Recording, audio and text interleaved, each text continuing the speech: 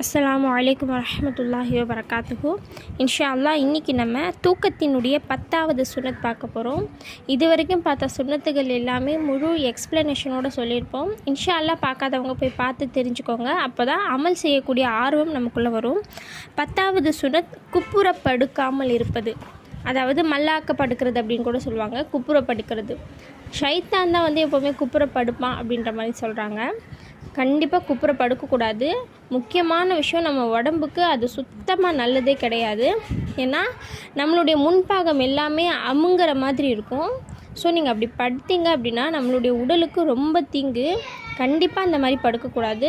அதனால் இன்ஷா அல்லாஹ் இதுக்கு முன்னாடி நீங்கள் குப்புற படுத்து தூங்குகிற பழக்கம் உடையவர்களாக இருந்தாலும் சரி, இந்த சுன்னத்தை ஞாபகம் வச்சுக்கிட்டு இன்ஷா அல்லாஹ் கொஞ்சம் கொஞ்சமாக அதை சேஞ்ச் பண்ணிக்க பாருங்கள்.